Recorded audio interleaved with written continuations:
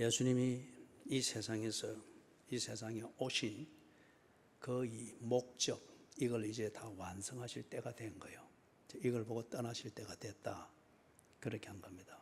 그래서 여러분, 우리가 있어야 될 때와 떠나야 될 때를 잘 아는 것, 그게 자기 삶을 구질하게 만들지 않는 지혜이자 결단이라고 그렇게 말을 하죠.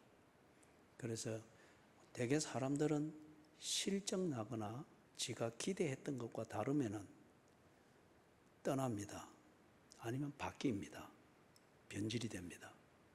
근데 그건 아주 조잡한 인생입니다. 짐승은 다 본능적으로 그리 살거든요. 그래서 사람이 생각하는 이걸 빼버리면은 짐승처럼 삽니다. 그게 본능이고, 본능의 가장 분명한 그 현상은 뭔가 하면 기분입니다. 기분. 그래서 저는 제 자식들에게 언제나 이야기할 때, 다 그날 문자를 보내면서 확인을 할 때 기분을 잘 조절하고 있느냐, 네가 네 기분을 다스리고 있느냐, 이걸 항상 묻는 문자를 보냅니다. 자주. 우리가 기분을, 내가 세운 뜻, 바른 목적에 맞춰서 내 기분을 통제하지를 못하면 나는 짐승이 됩니다. 본능에 충실한 사람이 되는 거예요. 이걸 이 현대 사회는 그걸 보고 자유로운 인간이다, 그리 말을 해요. 그죠? 그래서 심각한 범죄에는 언제나 화려한 이론이 있고 변명이 있습니다. 예수님은 있어야 될 때, 그리고 떠나야 될 때, 이것을 결정하는 것은 그분이 이 땅에 오신 목적, 그것을 위하여 이 땅에 왔고, 그게 마구간에서 태어나든 어떻든 그것에 대해서는 크게 개의치 않고, 목적을 위해서라면 그게 합당하다면 받아들이고 오셨습니다. 그리고 그 목적을 다 이루어졌을 때 그분은 다른 미련 두지 않고 떠나야 될 때, 자기 제자들과 3년 동안 동고동락했지만은 거기에 대한 정에 끌리지 않고 목적이 완성되어졌으니 다음 목적을 위해서 기꺼이 떠나는 것을 볼 수 있습니다. 예수님이 지금 제자들한테 이걸 가르치거든요.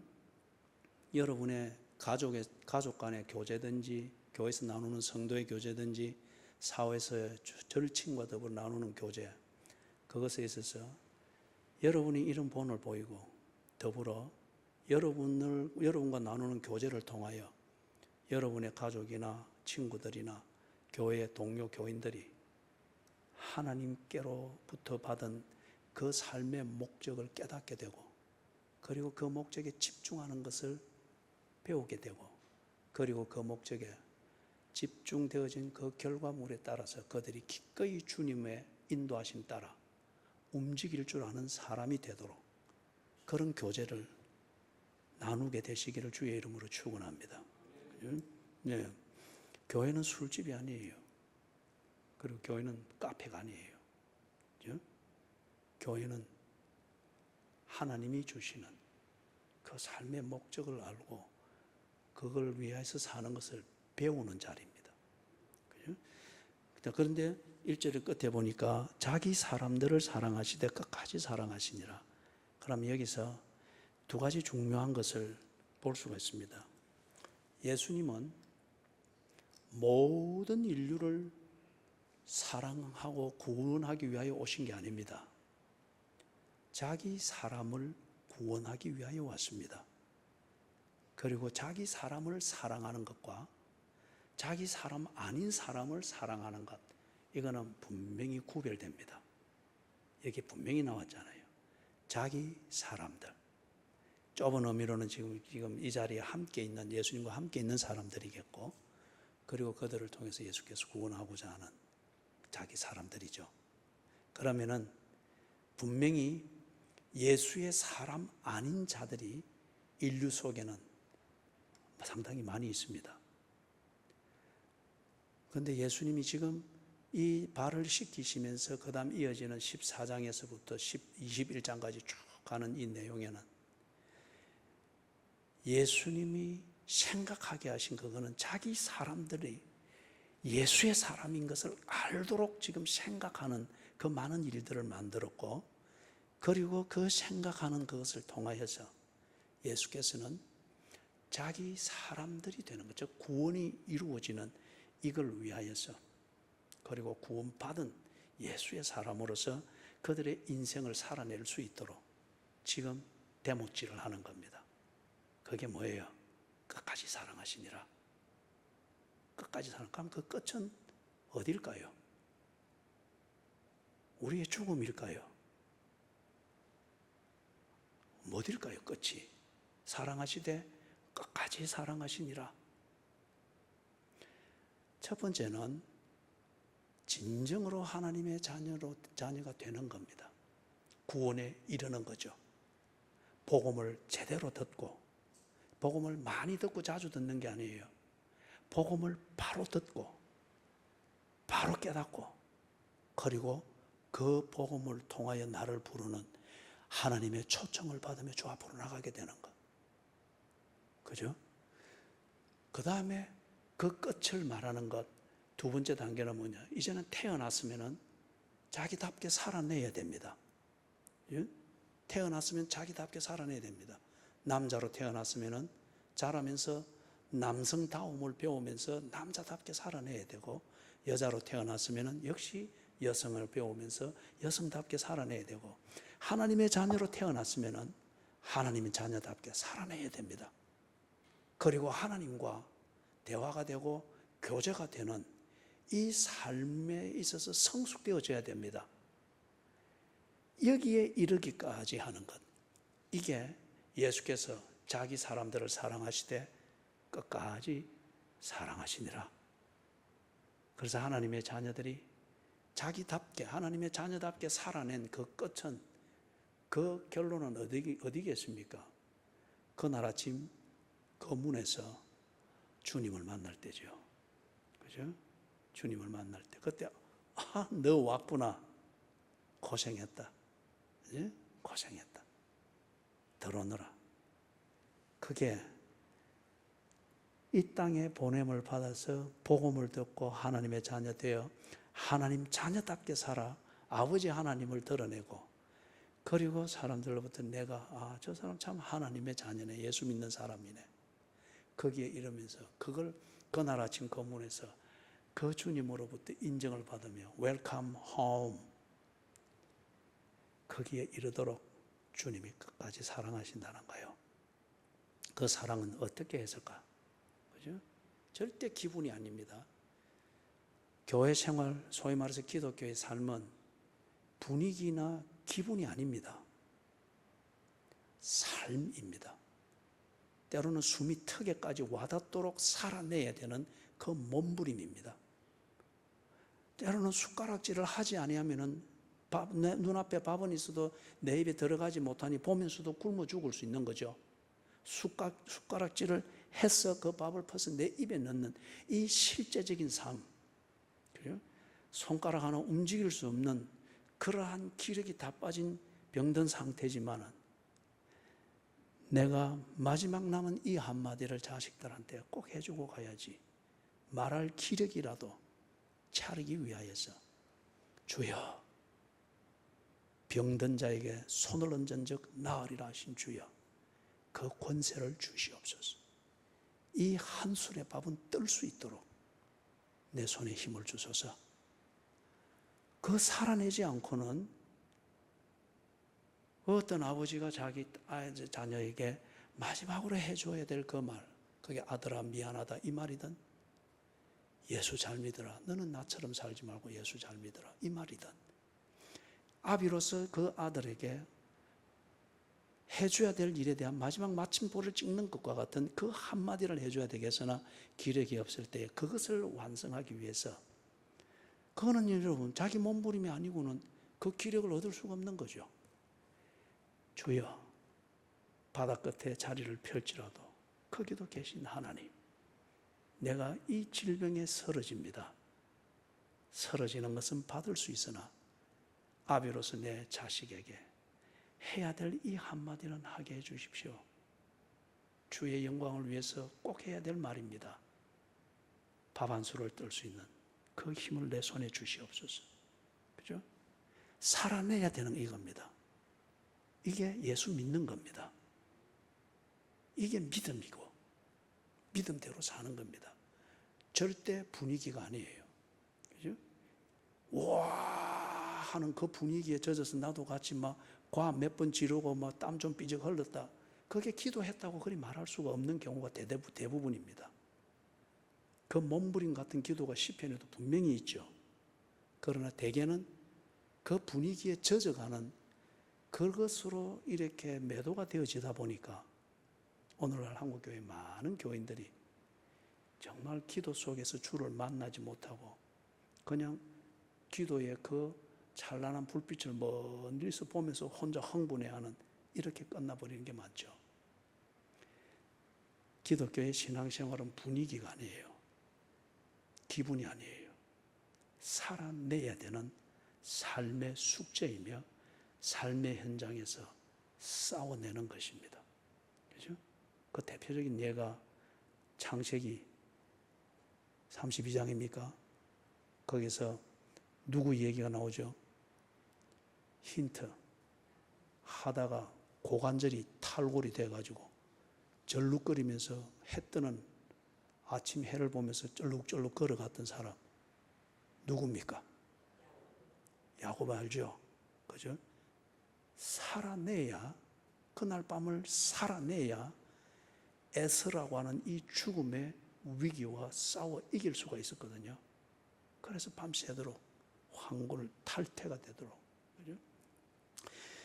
자, 그래서 끝까지 사랑하시니라 내가 하나님의 자녀가 되는 것, 이걸 위해서 예수께서 복음을 듣고 복음을 깨닫고 복음을 영접할 수 있는 여러 길들을 마련하시고 그 다음에 내가 하나님의 자녀가 됐을 때에 하나님 자녀답게 살아내는 이 삶을 하나하나 가르쳐 나가는 거예요. 하나하나. 그죠? 그래서 그날 아침 그 문에 섰을 때 예수의 이름으로 완전함을 인정받게 되는 그 자리에 이르게 하는 거예요.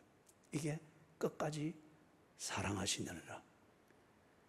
여러분에게 있어서 이 교회 생활은 예수님이 여러분을 사랑하시되 끝까지 사랑하시는 예수님의 구체적인 사랑의 통로일 수 있습니다. 그죠? 생각하십시오. 여러분의 교회 생활은.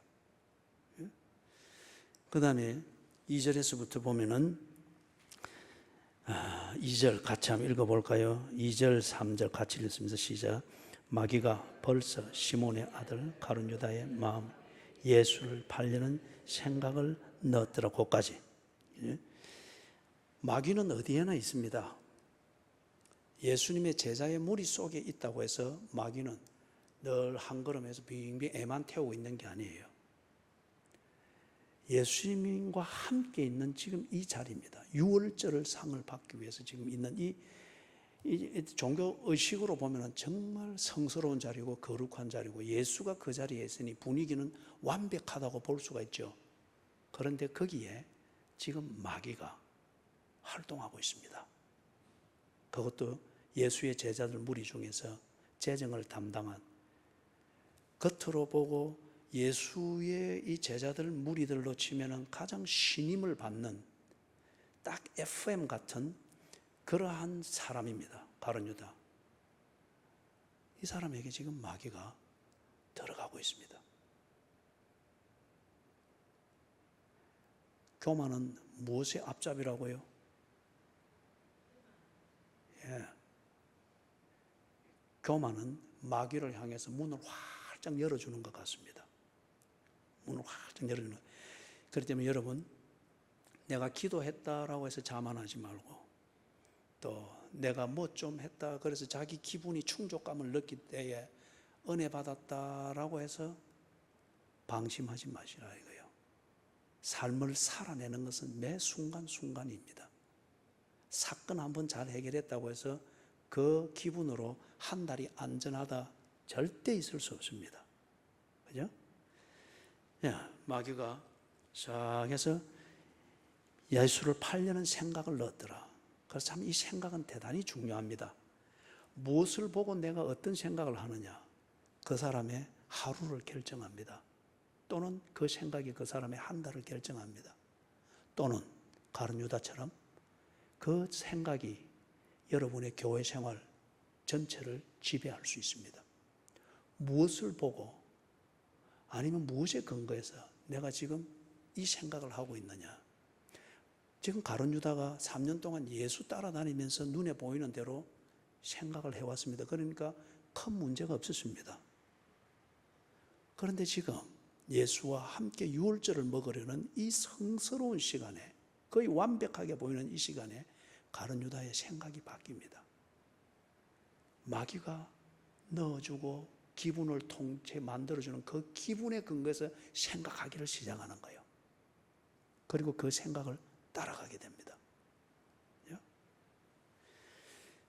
4절 같이 읽어봅니다. 3절 저녁 먹는 중 예수는 아버지께서 모든 것을 자기 손에 맡기신 것과 또 자기가 하나님께로부터 오셨다가 하나님께로 돌아가실 것을 아시고, 이게 이제 예수님이 지상에서 당신의 할 일이 완성되었다. 그래서 끝이라고 그렇게 말합니다.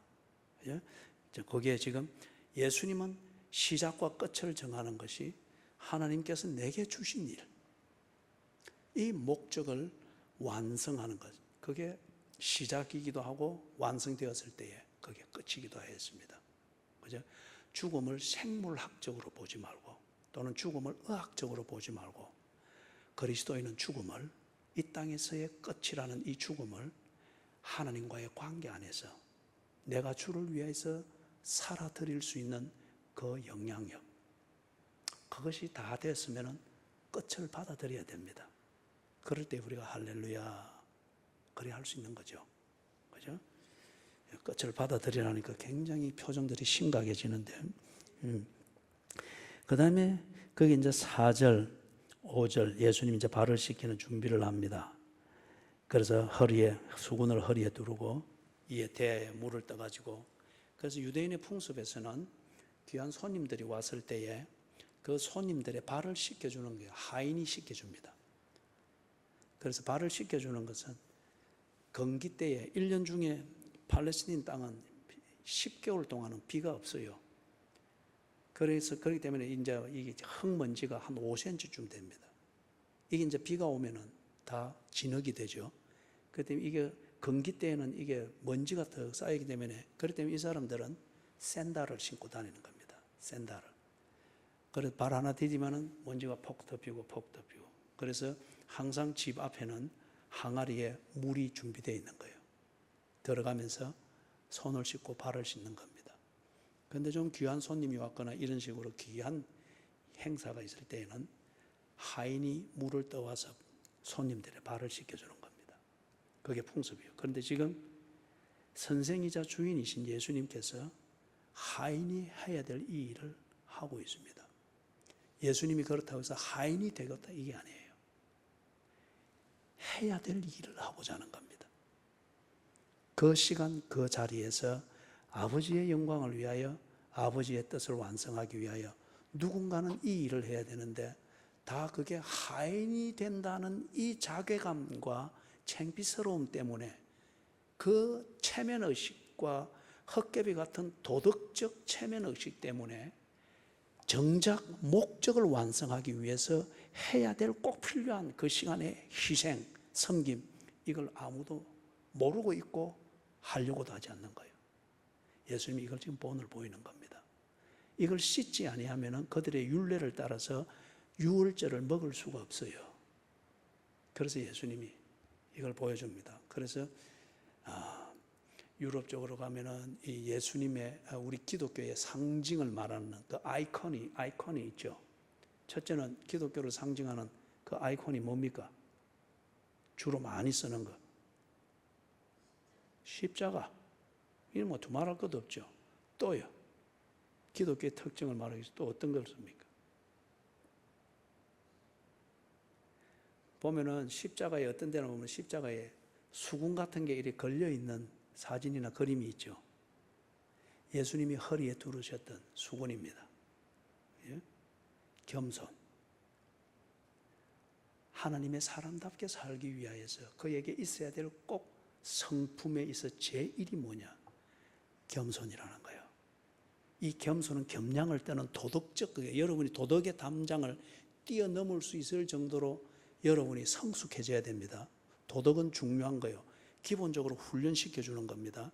그 훈련을 통해서 바로 이런 예수님과의 관계 안에 들어가서 예수를 섬기는 하나님의 자녀다운 삶, 이 성숙에 이르는 디딤돌로서 도덕적 훈련을 받는 겁니다. 그죠?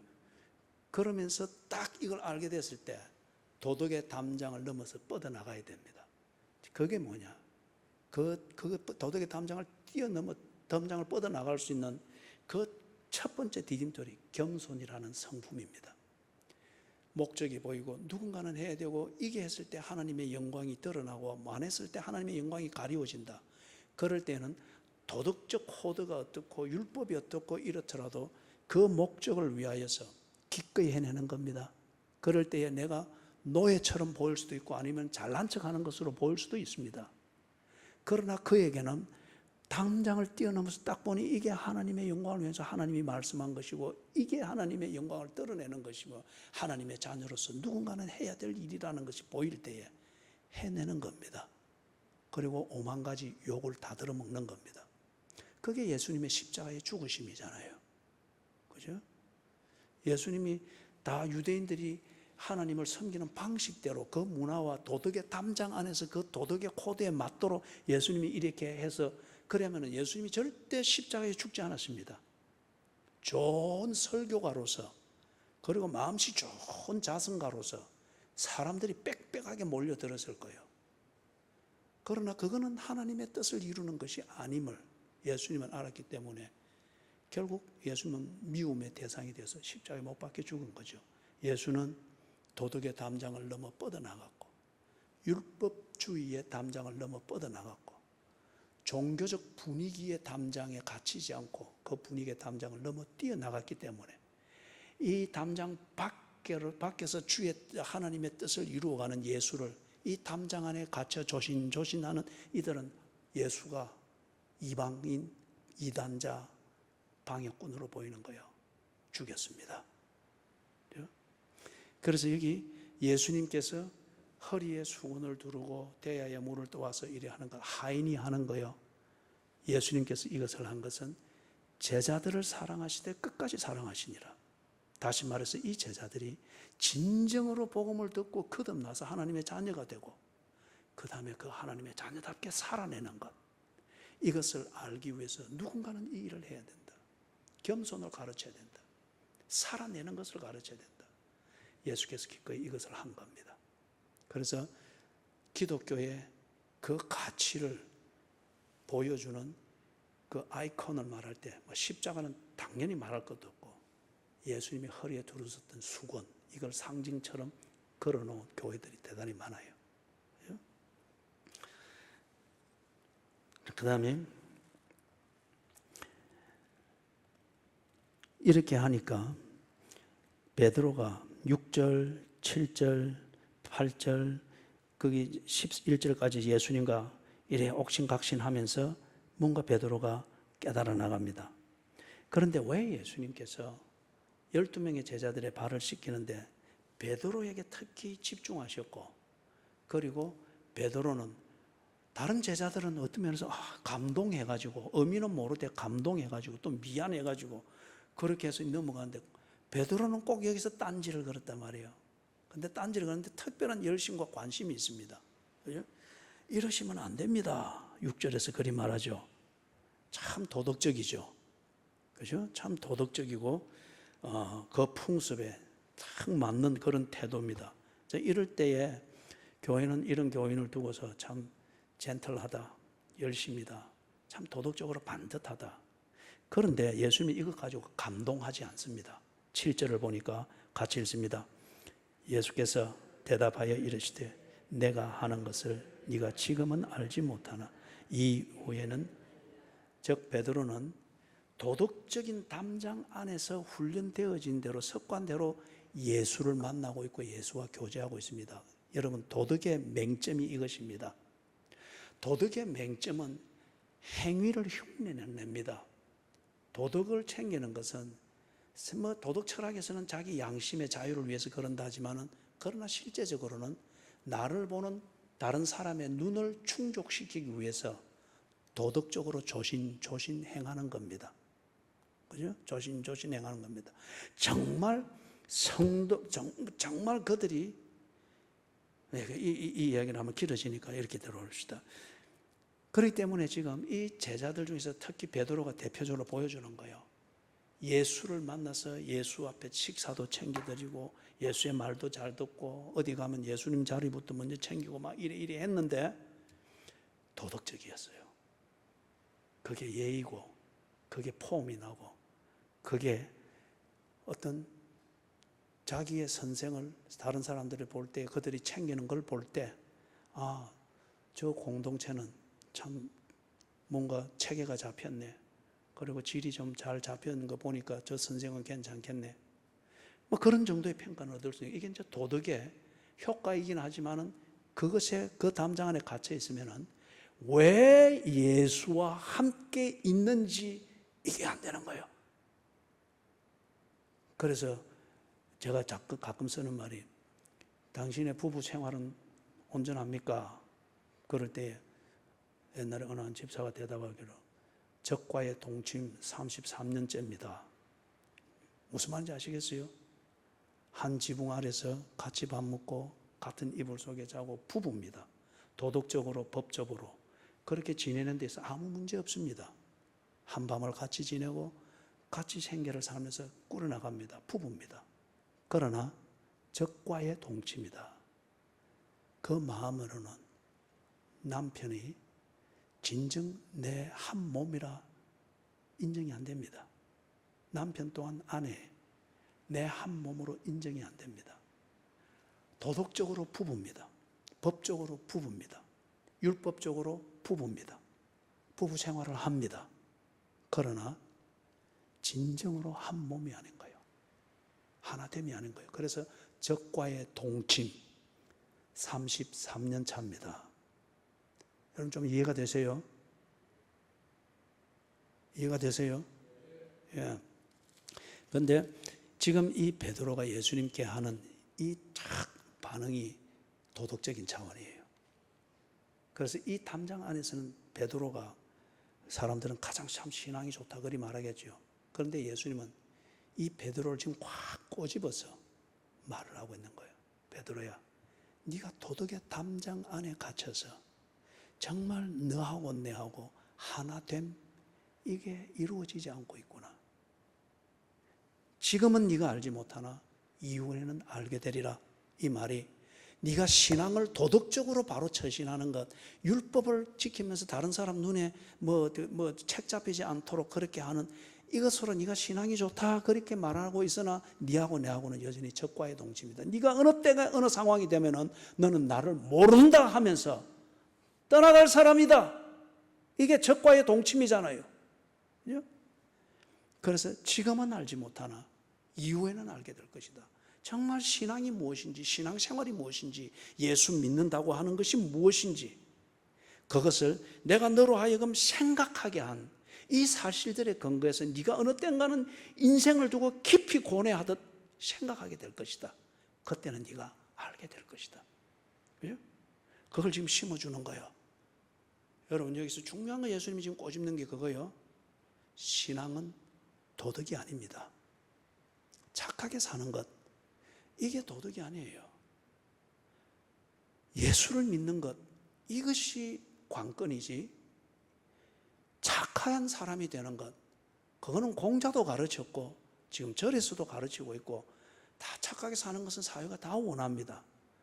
그러나 그것으로 하나님의 자녀가 되는 것 아니고 하나님의 자녀답게 살아내는 게 아닙니다. 예수를 믿고 하나님과의 관계 안에 들어가서 주의 말씀이 내 안에, 내가 주 안에 있는 한 몸이 되어 연합이 되는 것, 이게 예수를 믿는 겁니다. 이게, 그죠? 예. 그 다음에 8절에 베드로가 대답합니다. 베드로가 이르되 그러면 내 발을 절대로 씻지 못하시리다. 얼마나 도덕적이고 얼마나 율법적으로 완벽하게 처신합니까? 그런데 예수님은 거기에 대해서도 조금 더 감동하거나 칭찬이 없고 탁 또 차게 대답합니다. 예수께서 대답하시되 내가 너를 씻어주지 아니하면 네가 나와 상관이 없느니라. 줄 쳐야 됩니다. 여기에. 예?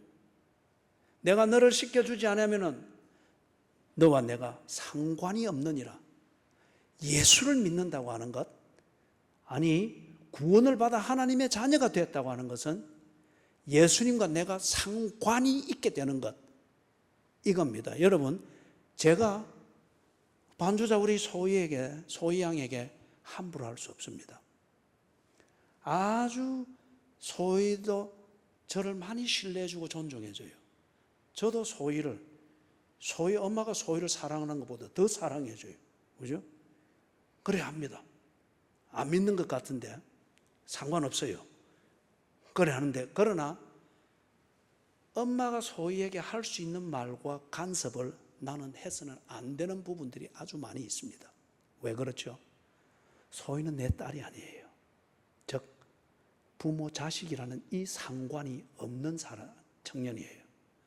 그러나 때로 목사를 존중하고 목사를 대접하기 위해서 엄마가 볼 때 딸이 나는 좀 소외시키네 서운해 할 수 있으나, 엄마는 소희에게 자기의 몸이기 때문에 엄마는 소희에게 하고자 하는 말을 다 할 수 있습니다.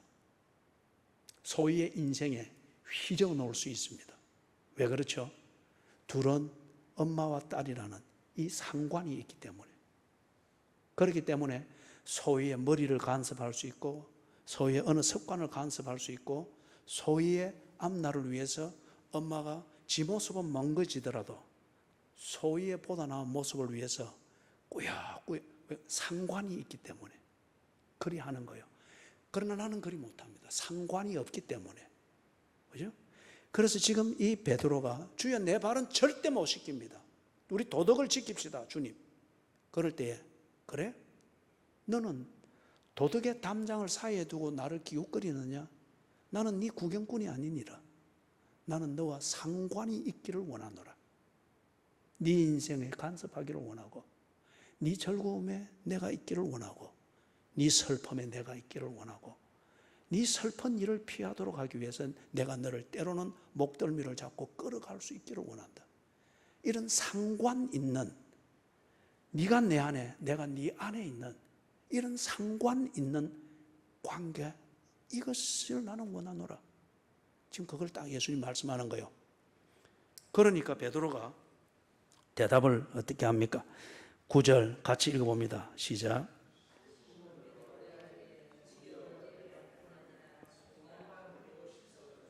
자, 베드로 답죠, 그죠? 이제 이게 뭔가 하면 지 기분입니다. 기분으로 여러분 집문수도 들고 올 수 있고, 기분으로 40일 금식도 할 수 있습니다. 그러나 이것은 신앙이 아니에요. 지 기분입니다. 그죠? 기분 따라서 내가 뭔가 상대방으로부터 대우를 받고 처신을 한다, 이걸 느끼는 굉장히 모욕감을 느끼죠. 그 기분으로 그 사람의 집문서를 내게 들고 온다 할지라도 그거는 시한폭탄처럼 여겨지고 보자기에 쌓여진 날카로운 칼처럼 여겨지기 때문에 결코 받을 수가 없죠. 기분이 그만큼 위험한 겁니다. 베드로가 지금 이리 하는 건 기분이에요. 그죠? 그래서 앞에서도 길게 이야기했던 것처럼 기도는 기분이 아닙니다. 예배 드리는 건 기분이 아니에요. 우리가 교회 생활을 하고 주일 성수를 하는 것은 기분이 아니에요. 그죠? 종교적 그런 기분을 맞춰가기 위해서 종교적 의식을 따듬고 만들고, 그게 오늘날 현대 교회들을 다 천박하게 만들어놨습니다. 그죠? 지금 베드로의 이러한 헌신, 이게 참 교회 안에서 일하면은 얼마나 현대 교회가 참 훌륭한 교인이라면서 쌍수를 들고 그래 하겠어요. 이런 것을 통찰해낼 수 있는 그런 눈과 냉철함과 생각할 줄 아는 사람이 되기를 주님의 이름으로 축원합니다. 그죠? 교인들의 생각이 천박하면은 기분 따라 그 교회의 분위기가 만들어집니다. 그러면은 교회는 위험해요. 정말 위험하고 천박해집니다. 그죠? 자, 그걸 지금 예수님이 딱 보여주잖아요. 예수님께서 대답하십니다. 10절 같이 읽습니다. 예수께서 이르시되 이미 목욕한 자는 발밖에 씻을 필요가 없느니라. 온몸이 깨끗하니라. 너희가 깨끗하나 다는 아니나 하시니 11절 이는 자기를 팔 자가 누구인지 아심이라. 그러므로 다는 깨끗하지 아니하다 하시니라. 자, 여기서 중요한 것 두 가지를 예수님이 말씀합니다. 온몸이 깨끗하니라. 그렇죠. 온몸이 깨끗하다. 샤워했습니다. 목욕했습니다. 그 몸을 가지고 약속 장소 가서 냄새 나지 않게 하기 위해서 목욕하고 이리 가서 이제 약속을 하고 하는데 후덥지근하니까 좀 땀도 삐질삐질 나고 또 걷고 이제 양말 신고 이리 했으니까 가서 양말 벗고 이리 하면은 한 서너 시간 바깥 일 보고 와서 또 목욕하고 그러기는 낭비잖아요. 그럴 때는 활동하면서 더럽혀진 것만 깨끗이 정리를 해서 다시금 집안에서의 생활로 그렇게 복귀를 하는 거죠. 온몸이 깨끗한 자는 그 몸으로 활동하느라 더러워진 부분을 깨끗이 씻어서 다시금 정상 생활을 하도록 준비하는 것, 그게 필요하다는 이 상식을 가지고서 예수님이 지금 신앙생활의 본질, 이게 뭔가를 가르치고 있는 거예요. 복음을 듣고 바로 믿고 그래서 하나님의 자녀가 됐다. 그렇다고 하면 이제는 하나님의 자녀로서 살아내는 겁니다. 하나님의 자녀로서 살아내는 이 문제가 앞에서 계속 강조했지만 기분의 문제일 것 같으면 더러워질 일이 없습니다. 늘 막 기도만 하고 앉아있고, 그리고 기도하다가 어떤 때는 막 이리 업이 돼서 기분이 좋아서 그러면 해결된 것처럼 스스로 또 자기 체면을 걸고, 그럴 때는 여러분 손해보는 게 없어요. 돈을 잃은 것도 없고 모욕받은 것도 없고, 그리고 누군가에게로부터 아주 큰 오해를 받아서 십자가에 못 박히던 매도당하여서 억울함도 없고, 그죠? 상처받는 것도 없어요. 저 혼자 기도하고 지 기분에 취하고 지 기분에 울고 뭐 혼자 늘 이리 하니까 예수를 믿어서 온몸이 깨끗, 하나님의 자녀가 되었습니다. 지옥에서 나왔습니다. 깨끗게 되었습니다. 이제는 살아내야 됩니다. 그 자기의 목적을 이루기 위해서. 그러기 위해서는 원수를 만나야 됩니다.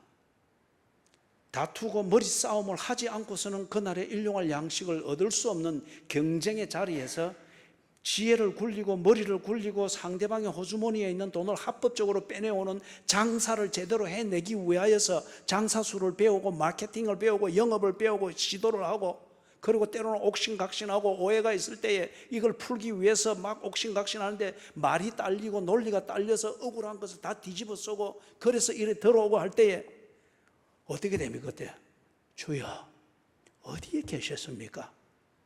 새벽 기도할 때 주신 그 은혜와 확신대로 내가 했습니다마는 내 심정은 지금 패배자의 심정입니다. 기분이 참 더럽습니다. 주님은 어디에 계셨습니까? 이게 시편이잖아요. 그게 뭐냐? 발을 씻는 것과 같다는 거예요. 그럴 때에 그걸 도덕적으로 내가 뭐 마음 수련한다고 되는 문제가 아니잖아요. 주님 어디에 계셨습니까? 그리고 답답한 마음에 읽었던 성경을 뒤적거리고 쭉쭉 읽어 나갑니다. 그럴 때에 읽는 말씀이 나를 타치해 줍니다. 예배에 더러운 기분으로 예배에 참석해서 신령과 진정으로 예배를 도둑맞지 않고 신령과 진정으로 예배에 집중하려고 하는 때에 그 몸부림 속에서 주님이 뭔가 나를 타치해 주십니다. 기도, 뭔가 주님과의 이 상한 심정을 쏟아놓는 이 몸부림을 주님이 듣고 계시고 알고 계시고 다음 일을 준비하고 있다고 하는 것을 지성적으로 감성적으로 그리고 내 의지적으로 뭔가 확신이 확 차오르는, 안개가 피어오르듯 뭔가 그런 게 있습니다. 발을 씻겨주는 것과 같죠. 그래서 다시 찬양하며 이렇습니다. 온몸이 깨끗게 된 자는, 즉 하나님의 자녀가 된 자는 하나님의 자녀답게 살아낼 수 있도록 거짓이 있고 사기침이 있고 도둑이 있고 경쟁을 하지 않으면 지것을 얻어낼 수 없는 삶의 생존 구조 속에서 살아내야 되는, 먼지가 일거리는 지는데 살아내야 됩니다. 그럴 때에 발이 더러워지듯 온갖 상처를 입게 됩니다. 그러나 그 모든 것을 주님 앞에 하소연하고 은혜를 구하고 또는 몸부림을 칠 때 주께서 그때마다 수고하고 무거운 짐진 자들아 다 내게로 오라 내가 너를 쉬게 하리라 말씀하셨던 대로 씻어주십니다. 닦아주십니다. 그걸 통해서 그래 내가 하나님의 자녀지. 주의 영광을 위하여 이렇게 하는 거지. 한술 벌어먹겠다고 이러는 것이 아니라 한술을 먹어 못다한 일들을 하기 위해서 이런 것이지. 광야에서 만나주신 주님이 지금 또 내게 주시는 것이지. 믿고 일어서는 거예요. 발을 씻겨주는 것과 같은 것이죠. 그죠?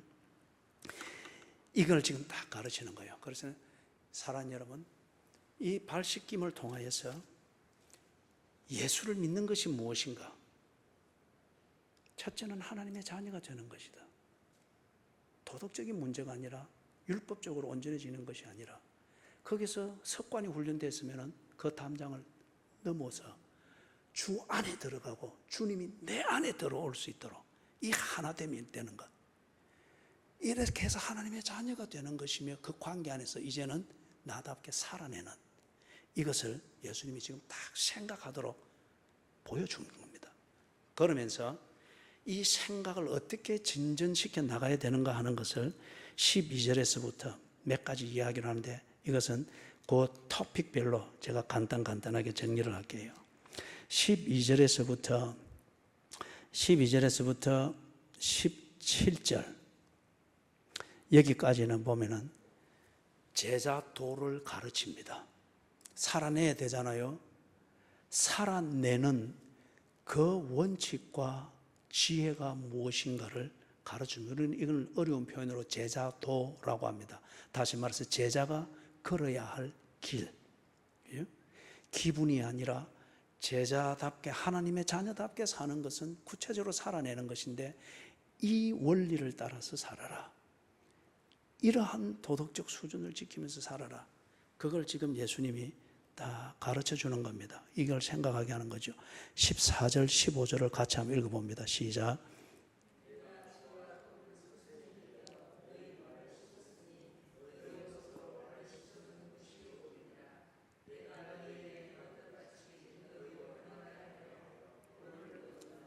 예.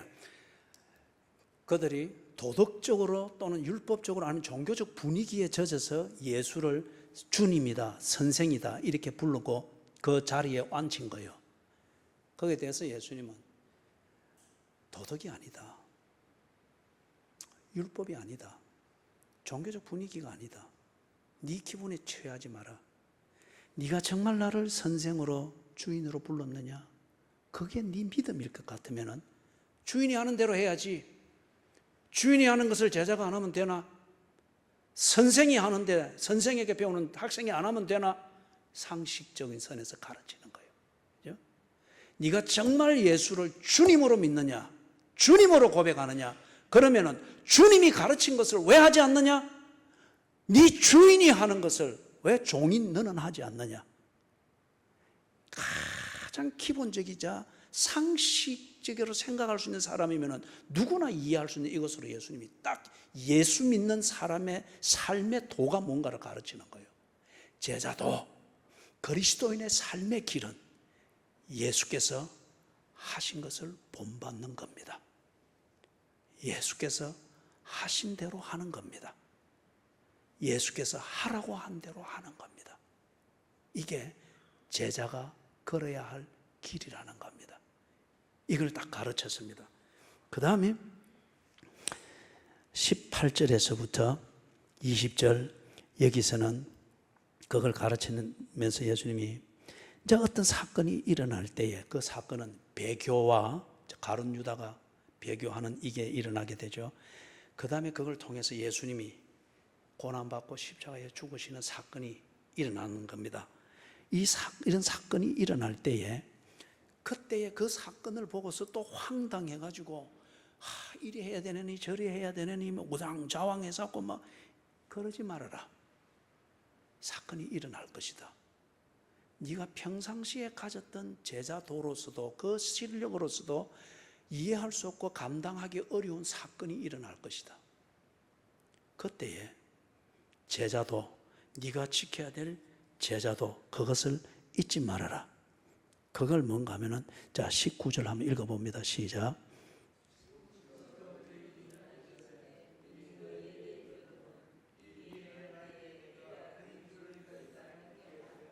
그렇죠. 예수님이 내 안에, 내가 예수 안에 있다는 이 한 몸이 되어 있는, 이게 딱 되어 있을 때 그 관계 안에서 생각하고 그 관계 안에서 처신해라는 거예요.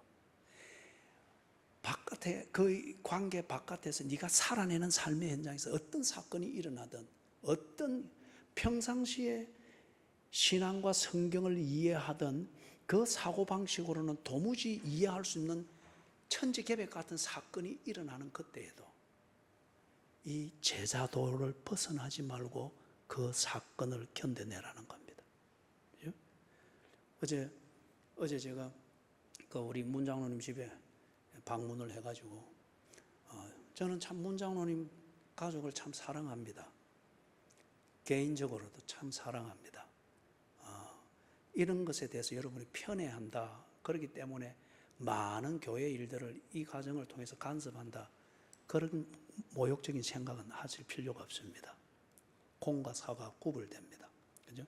그런데 개인적으로 그래 가서 시간을 가지는데, 한 질문이, 누가 질문하더라 하는 것을 통해서 질문이 이제 나왔어요.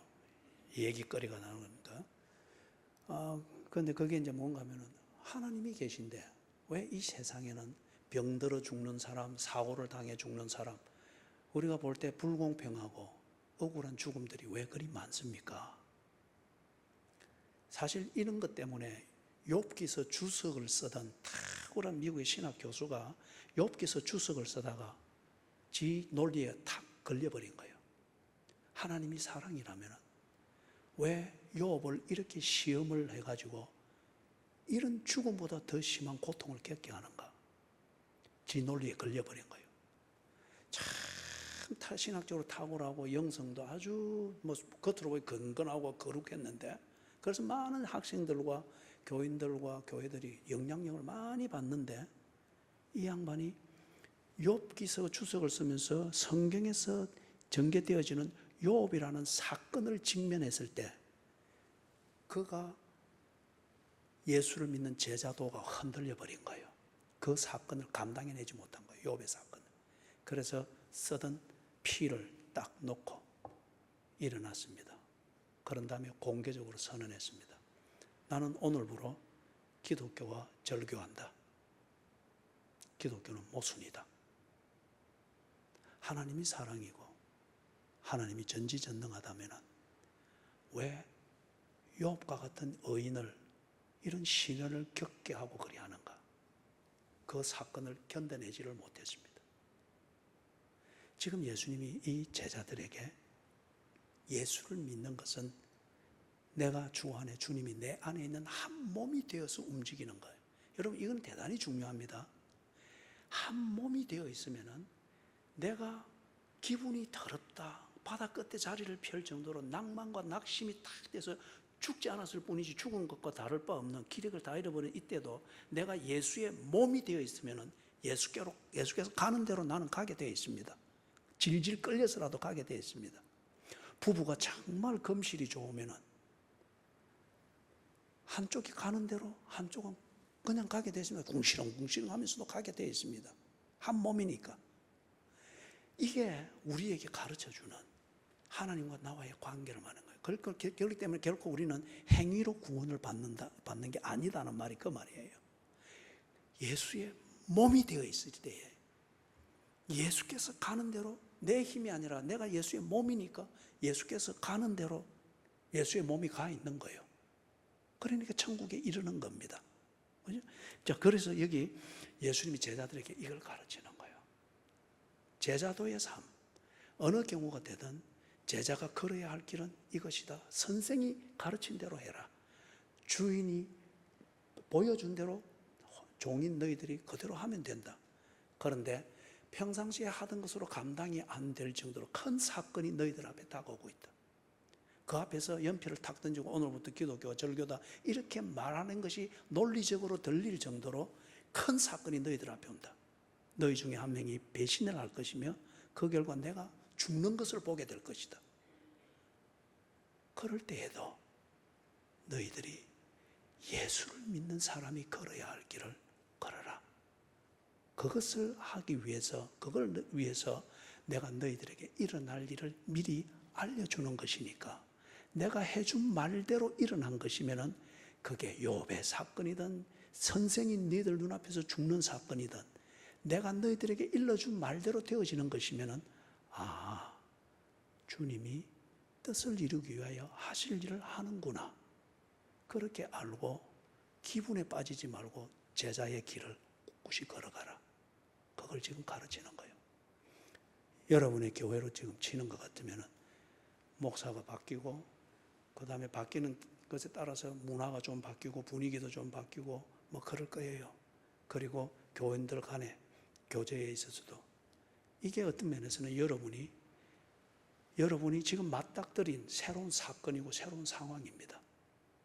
그럴 때에 여러분이 전 목사의 교인 또는 새로운 담임 목사의 교인, 이런 식으로 해서 뭔가 편을 들고 뭐 동정심으로 그 목사를 뭐 어떻게 이래 한다, 여러분은 제자도를 벗어난 겁니다. 그리고 여러분은 감당을 못 해냅니다. 어떤 게 바뀌든 어떤 상황이 앞에 대두되든 제자가 걸어야 할 길, 하나님이 교회에 주신 뜻, 교회를 그동안 지난 12년 동안에 어떤 그 모진 세월을 통해서 우리에게 이루어진 기독교의 본질을 알게 하는 전통, 그런 귀한 가치가 있는 것들은 지켜내기 위해서 새로운 분위기에서도 그것을 꿋꿋이 해나감이 있어야 되겠고, 그리고 새로운 분위기와 새로운 것으로 인해서 그동안 묵은 것들에 대해서 잘못된 것들이 있고 고쳐야 될 부분이 있다면 기꺼이 받아들여서 다 고쳐내고, 이게 제자도입니다. 교회의 머리 대신 주님이 하라고 하신 대로 하면 되는 거예요. 그래, 교회의 머리 대신 주님이, 교회 대신 머리 대신 주님이 여전히 목사가 바뀐 제2기의 시내가의 시민교회 역사가 새 장이 열리는 이때도 교회의 머리 대신 주님이 드러나는 것이면 그것이 무엇이든 받아들여야 됩니다. 교회의 머리 대신 주님의 영광이 곡해되고 가리워지는 것이면 아무리 우리를 흥분되게 만드는 분위기와 새로운 뭔가가 있다 할지라도 거부할 수 있어야 됩니다. 그게 제자도입니다. 그래서 지금 예수님이 너희 중에 한 명이 배교할 것이다. 이거는 그들에게서 기상천외의 일이에요. 그리고 너희들이 선생이라 주님이라 부르는 내가 너희들 눈앞에서 실오라기 하나 걸치지 못한 채 사형수의 죽임을 당하게 될 것이다. 그때 너희들은 평상시에 가지고 있는 제자도를 걷는 실력으로는 감당하지 못할 정도로 큰 사건을 만나게 될 것이다. 그때에도 내가 오늘 너희에게 일러준 말을 잘 생각하고 그 말대로 되어지는 사건이면 정신을 차려라. 주께서 이를 이루고 있는 것임을 알고 힘든 상황이나 꿋꿋이 견뎌라. 그걸 지금 말하는 거예요. 제자도를 지금 말하는 거예요. 그 다음, 미안합니다. 8시 59분까지 맡은다는 약속은 못 지키겠어요. 그렇기 때문에 목사가 교인들한테 신뢰를 얻는 것도 도덕적 완전성 때문에가 아니고, 그죠? 예. 조금만 참으세요. 예. 급한 약속 있는 분들은 뭐 조용히 가셔도 괜찮습니다. 무방합니다. 21절에서부터 27절, 여기에서는 보면은 앞에서 길게 말했던 겁니다. 일어날 사건. 그게 뭐냐? 가룟 유다가 제자 중 한 명이 예수를 판다는 겁니다. 이거는 3년 동안 동고동락하고 예수 중심으로 자기들 나름대로 좋은 종교적 분위기가 만들어져 있어요. 우리 중에 누가 이 주님을 팔다니, 예수님이 실수한 것으로 매도될 정도로 이들이 깜짝 놀랍니다. 이런 예수님 무슨 소리 합니까? 도대체 일단 그가 누굽니까? 떼보십시오. 얼마나 우리가 분위기가 좋은데 예수님 무슨 말씀을 합니까? 배교가 일어난다는 것을 예수님이 지금 그들에게 분위기를 확 깨는 소리지만 말을 해줍니다. 그래야 이 제자들이 대비를 할 수 있기 때문에 이게 사랑입니다. 사랑하시되 어디까지 사랑한다고요? 끝까지 사랑하니라. 제자도를 걸어낼 수 있도록 사랑을 하시는 거예요. 그렇기 때문에 지금은 분위기가 깨지는 것이나 대비해야 될 그 사건을 분명하게 말을 해주는 겁니다. 그게 지금 21절에서부터 27절까지의 이 내용입니다. 자, 거기서 여러분 한 가지 봐야 될 게 있습니다. 그것은 건너뛰어도 되겠네요. 28절, 29절 같이 한번 읽어봅니다. 시작.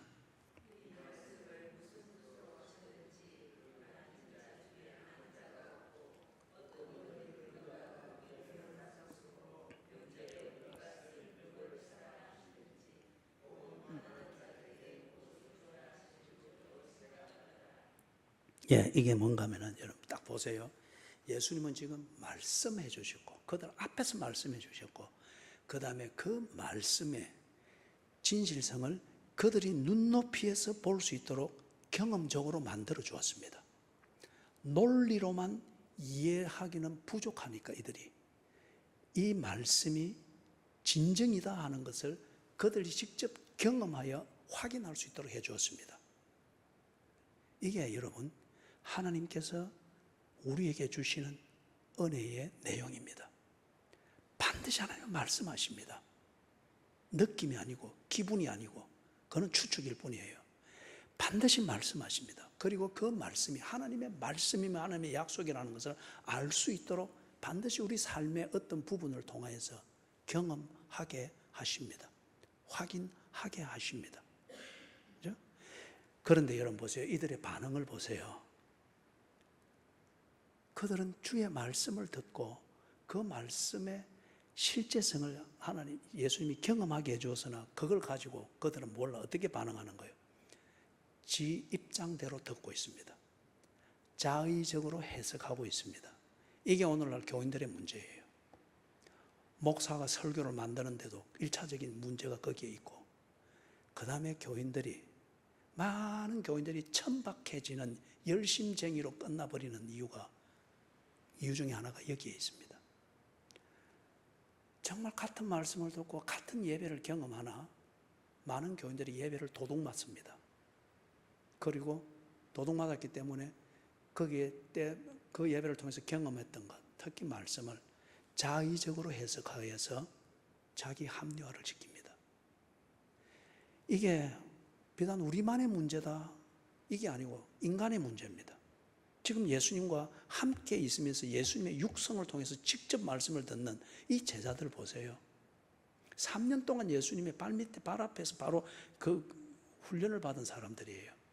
그런데도 불구하고 지금, 왜냐하면 교인들은 하나님의 말씀을 읽고 또는 설교를 통해서 들을 때에 사실이 무언가를 알려고 듣고 그 내용의 성경의 이야기가 뭔가 그 사실을 먼저 이야기를 듣고 알려고 하기보다는, 베레아 교인들은 그 말씀이 그런가 하여 성경을 읽었다 했죠. 성경을 상고했다 했죠.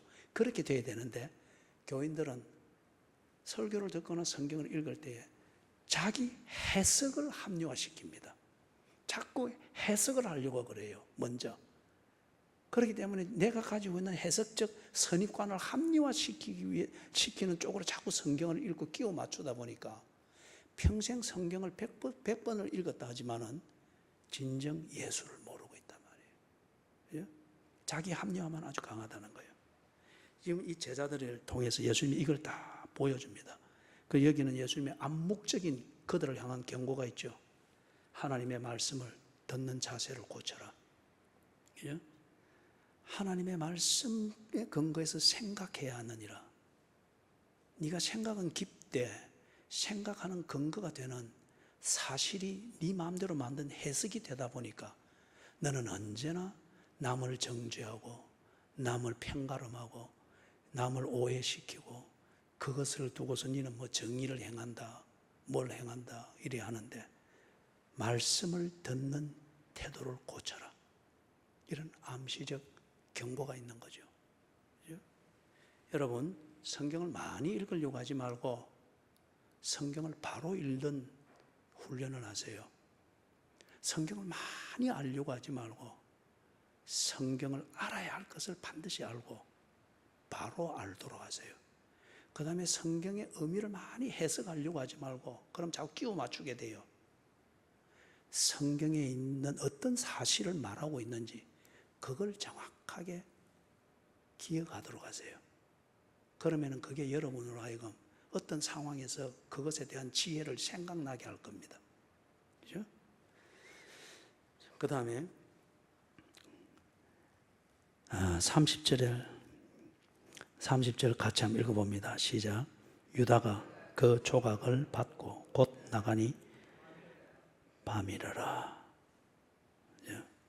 자, 저는 여러분 지금 여기서 예수님께서 앞에서부터 여기까지 30절까지 다 하면서 제자들 즉 11명의 자기 사람들을 위해서 끝까지 사랑하시잖아요. 그럼 여기서 끝까지 사랑하는 그 내용 중에 하나가 뭔가? 가짜를 구별해 내주십니다. 지금 이 유다는 12명 공동체 중에서 유다가 맡은 역할이 뭐죠? 돈괴를 맡은 자입니다. 그거는 가장 신임을 얻는 자가 당연히 하겠죠. 상식선에서 볼 때. 유다는 12명 중에서 다른 제자들 눈에 FM이었습니다. 예수를 섬기고 예수 공동체를 섬기려면 유다처럼 해야 된다. 하나의 표본이 되는 사람이었습니다. 그런데 그렇기 때문에 이 유다가 이런 마귀가 주는 것에 관심이 끌려서 생각이 그리 기울어지고 예수를 그렇게 배신하는 것을 합리화시키는 사람일 것 같으면 다른 11명의 제자들도 유다를 본받아서 분위기가 그렇게 가게 되어 있습니다. 그죠? 예수님이 자기 사람들을 사랑하시되 끝까지 사랑하시니라. 그 구체적인 내용 중에 하나가 뭐냐? 감당할 수 없는 누룩과 같은 영향력으로부터 격리를 시켜주십니다. 이때에 나머지 사람들, 예수의 그 자기 사람들이라는 11명은 이럴 수가 있습니까? 우리가 어떤 공동체인데 왜 저 사람을, 유다를 낙인을 찍고 그렇게 정죄를 하고 그래야 합니까? 근데 이건 지금 예수님이 하시는 일입니다. 구분을 시켜줍니다. 왜냐하면 그 두면은 누룩이 되어 다른 11명이 예수님을 믿는 것과 살아내는 이것을 유다식으로 묻혀나갈 수 있기 때문에 구별을 해내서 딱 격리를 시켜줍니다. 자기 사람들을 사랑하시되 끝까지 사랑하시니라. 예수께서는 자기 사람들이 그 분량에서 감당할 수 없는, 살아내야 되는 그 현장에서 감당해낼 수 없는 시험은 피할 길을 주십니다. 예수님이 가라지 비유하신 거 알죠? 한 농부가 씨앗을 뿌렸는데 쑥쑥 자랐는데 튼실하게 보입니다. 그런데 가서 보니까 정말 튼실하게 보이던 것들은 다 가라지들입니다.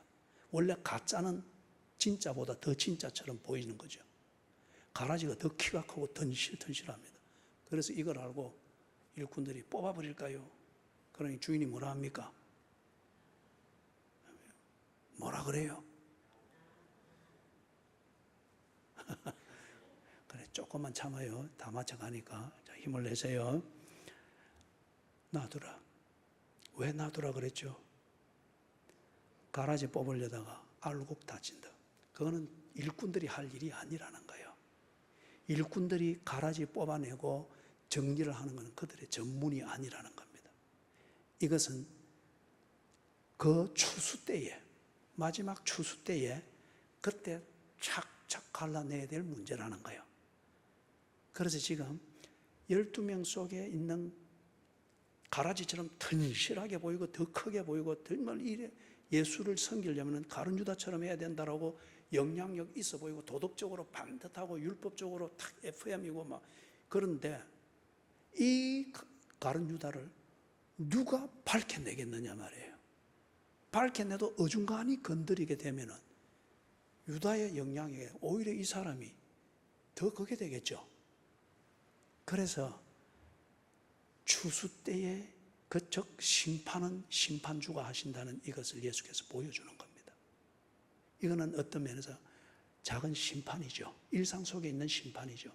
그래서 예수님이 가라지와 같은 유다를 완전히 격리시켜 주심으로 인해서 어중간 제비 11명이 예수를 바로 믿고 예수 믿는 사람답게 살아내는 이 삶에 자기 눈높이에서 자라갈 수 있도록 딱 밭을 가꾸어 주십니다. 사랑하시되 끝까지 사랑하시느니라. 그죠? 그 다음에 31절에서부터 35절. 자, 여기서는 보면은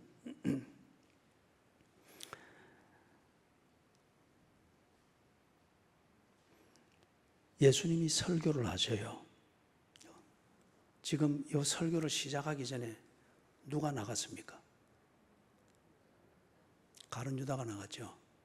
근데 30절은 여러분이 다 새겨두십시오. 가룟 유다가 발끈해서 나갔어요. 그리고 나갈 것은 다락방보다 더 넓은 곳으로 나갔어요. 그러나 문제는 뭐예요?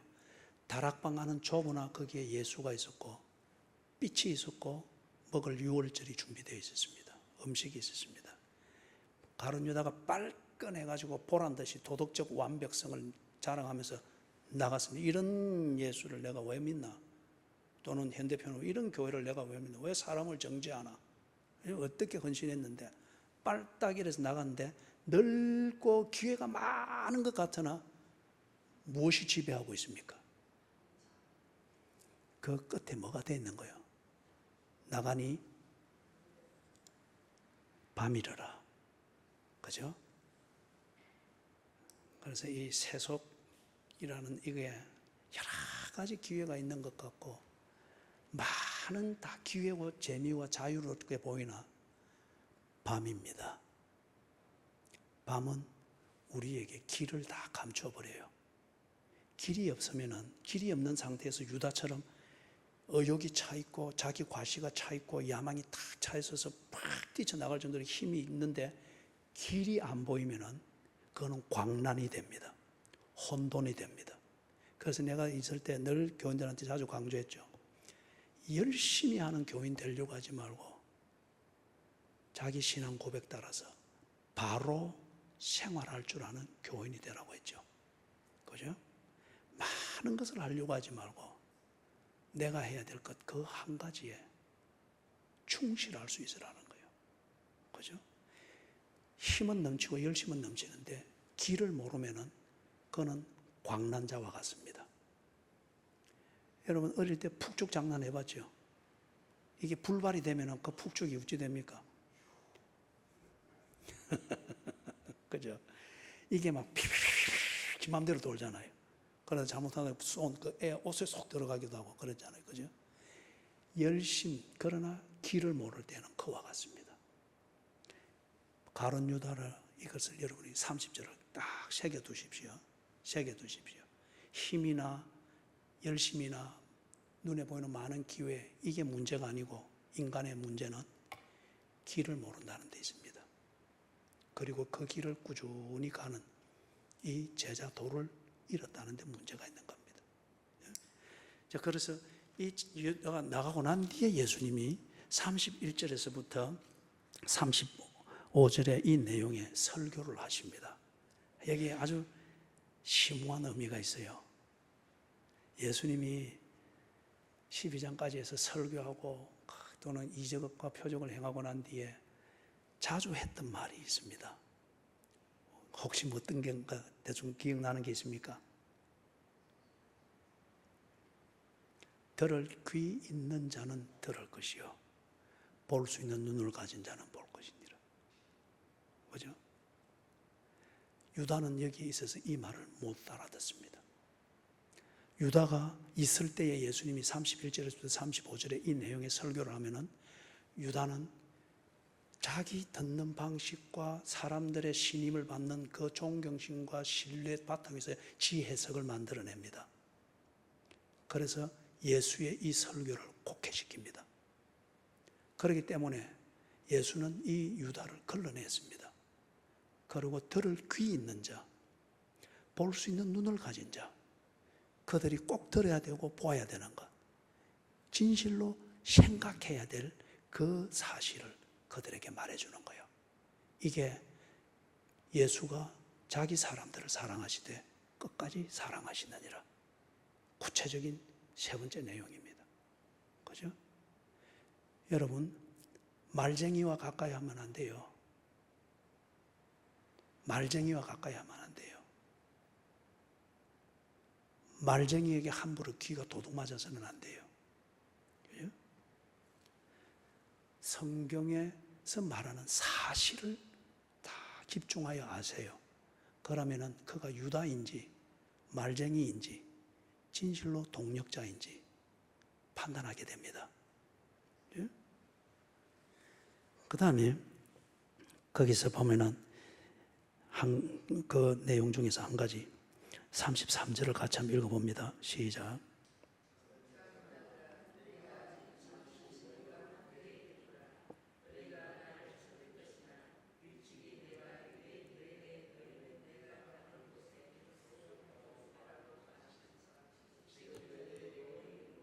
예. 자, 거기서 지금 너희에게 이르노라. 이 부분에 대해서 여러분, 예수님이 이 제자들이 지금 해야 될 것, 그걸 위해서 그들에게 일러줍니다.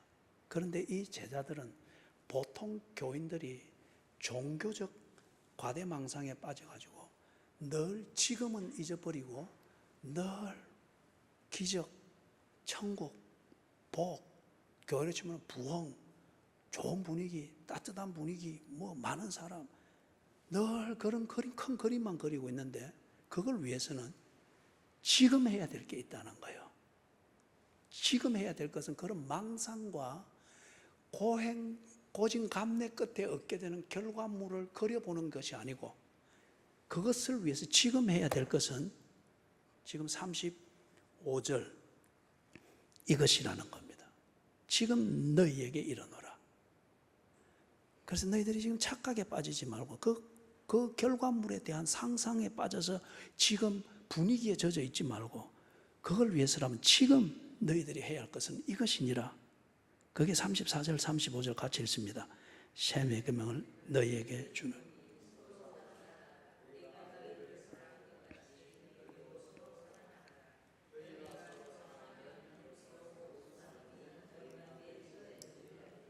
이걸 그들이 지금 해야 됩니다. 예수를 사랑하는 것 같으면 그들이 지금 이것을 해야 됩니다. 새 계명을 너희 주니 서로 사랑하라. 그런데 이거는 그들이 유대교가 사랑을 말했어요. 율법을 지키고 율법에 근거해서 도덕적으로 조신 남에게 겉으로 보기에 해가 안 되고 그렇게 하는 것, 그게 사랑이라 그랬는데, 그런데 그 속에서는 예수와 상관할 일이 없는 거예요. 그건 사랑이 아니고 자기 관리를 위해서 분위기를 만드는 것이 지나지 않는 거예요. 그래서 예수님이 여기서 새 계명을 준다는 거예요. 서로 사랑하라. 내가 너희를 사랑한 것 같이 너희도 서로 사랑하라. 예수님이 너희를 사랑하는 것은 어떻게 사랑했습니까? 끝까지 사랑을 하는데 왜 끝까지 사랑을 하는 그게 될까요? 나는 내 몸을 내가 죽을 때까지, 내가 의식을 다 잃을 때까지 나는 내 몸을 끝까지 지킬 겁니다. 끝까지. 내 품위를 위해서 지키고 내 목적을 이루는 자원으로서 지키고 그리고 누군가를 위해서 내 도리를 다함에 있어서 이 몸을 자원으로, 좋은 자원으로 쓰기 위해서 끝까지 지킬 거예요. 예수님께서 사랑하시되 끝까지 사랑하는 것은 너희가 예수의 몸이기 때문에 그런 겁니다. 그래서 예수님이 너희가 내 안에, 내 말이 너희 안에 있으면 무엇이든지 원하는 대로 구하라. 그리하면 어떻게 한댔습니까? 그거는 기도의 기적을 말하는 것이 아니고 한 몸 되어진 그때의 그 사랑의 완전체를 말하는 거예요. 말하면 절대 내 오른손은 내가 몸살을 끼가 있고 이럴 때에 이 오른손이 뭐 운동하려고 하고 뭐 하려고 안 해요. 몸살 끼가 있고 뭐가 여기서 이제 열이 팍 받치는 것 같고 이러면은 몸이 눕고시 그럴 때 오른손도 아무 그거 없이 그냥 입을 담요 하나 당겨서 그냥 이렇게 해서 다 같이 협력을 합니다. 왜냐? 한 몸이기 때문에 그런 거예요. 이거는 쇼도 아니고 분위기도 아니에요. 새 계명을 너희에게 주노니 내가 너희를 사랑한 같이 너희도 서로 사랑하라. 예수님이 나를 어떻게 사랑했지요? 예수님이 내 안에 들어왔어요. 내가 예수 안에 들어오도록 했어요. 한 몸이 되게 했습니다. 이거는 도덕의 담장을 뛰어넘는 것이고 율법의 담장을 뛰어넘는 거예요. 종교로서는 이게 될 수가 없는 거예요. 이렇게 했던 것처럼 너희가 진정 그 안에 들어가고 그가 네 안에 들어오는 이 수준에 이르르라는 거예요. 여러분이 성도의 교제에서 이 수준에 이르는 성도의 교제, 그러한 진정한 주 안에서의 친구를 만나게 되기를 주의 이름으로 축원합니다. 그죠? 이 사랑을 가르친 겁니다. 이걸 위해서 그들이 어떻게 해야 되는가? 도덕적 성숙을 통해서 그것을 뛰어넘으면서 진정 한 몸이 되는 그 사랑의 교제로 나아가는, 이거 쉽게 되는 게 아니잖아요. 이렇게 될 때 사람들의 눈초리와 이 사회의 도덕에 대한 그러한 경계심과 법에 대해서 때로 억울한 죄인으로 몰릴 수도 있습니다. 그죠? 그러나 이 계명을 지켜내야 되는 거예요. 그죠? 자, 그 다음에 예수님이 이것을 딱 하는 거, 이걸 하자면 조금 전에 말했던 대로 억울한 일을 당합니다. 진정한 사랑으로서 이 성숙의 교제의 단계에서 이 사회가 알 수 없는 이 한몸된 사랑을 나누게 될 때에 법으로부터 죄인의 소리를 들을 수 있습니다. 도덕으로부터 아주 불륜자로 들을 수가 있습니다. 교회로 치면 교회를 해치는 자로 들을 수가 있습니다. 예수께서 유대인 사회에서 우리를 어지럽게 하는 자라 해가지고 십자가에 못 박아 죽이듯이 매도를 당할 수 있습니다. 이게 뭐냐? 억울하고 상처 입고 변명할 수 없는 궁지에 몰리고, 이게 온몸은 거리 하나님의 자녀가 돼서 깨끗해졌으나 하나님의 자녀답게 사는 일상의 삶, 살아내는 삶을 통해서 우리의 상처 입고 찢어지고 피범벅이 되어 있는 발이 더러워진 것과 같은 거예요. 이럴 때에 그리스도인들은 주님 보좌 앞으로 나가는 겁니다. 새벽을 깨우는 겁니다. 성경을 피눈물이 나도록 성경을 읽는 겁니다. 정말 돋보기 불에 종이가 타들어가듯 나를 위로하고 계시는 주님을 찾기 위해서 눈에 불을 켜고 성경을 헤집게 되는 거죠. 그럴 때에 주님은 약속한 대로 너희가 내 안에, 내 말이 너희 안에 있으면 무엇이든지 구하라. 그리하면 이루리라. 그 약속대로 나를 타치하고 계시는 주님, 그 길을 통하여서 나를 십자가를 거쳐 영광에 이르게 하시는 주님의 끝까지 사랑하시는 나를 이끄시는 손길을 성경을 통해 보게 되는 거예요. 기도를 통하여서 주님의 함께 하심을 알게 되는 거예요. 발이 씻기듯 그렇게 새로워지는 거죠. 새 계명을 우리에게 주었기 때문에 우리는 이 새 계명대로 살아내면은 지금 내게 익숙한 대로 살 수가 없습니다. 내 스스로도 불편하고 그것 때문에 좋았던 관계에 있던 교인들로부터 매도를 당할 수가 있습니다. 힘들어요.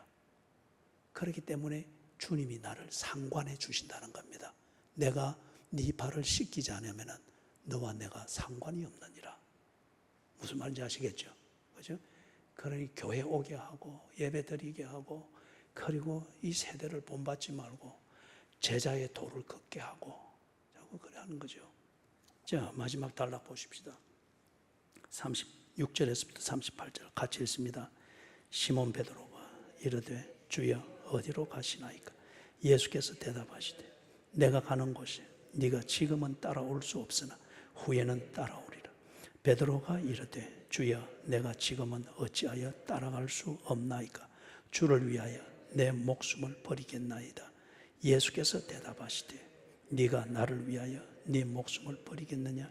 내가 진실로 진실로 네게 이르노니 닭 울기 전에 네가 3번 나를 부인하리라. 아멘. 이 부분은 주일 오전 예배 때 14장, 15장, 16절을 정리할 때 제가 도입 부분으로 조금 더 언급을 할 겁니다. 그래서 오늘 저녁 13장을 정리하면서 좀 간단히 정리를 해보는 것은 이겁니다. 베드로가 예수님의 설교에 바쳤습니다. 아니, 예수님, 내가 어떻게 예수님을 지금 섬기고 있고 따르고 있고 내 진심을 뭐로 봅니까? 예수님이 가는 곳에 내가 갈 수 없다니요. 내가 지금 예수를 위해서라면 내 목숨이라도 내어놓을 이런 자세로 하고 있는데 이게 내 진심입니다. 그런데 너희가 내가 가는 곳에 지금은 올 수 없다니요. 예수님 섭섭합니다. 상처받았습니다. 예수님 바른 설교하려고 하지 말고 상처 주지 않는 설교하십시오.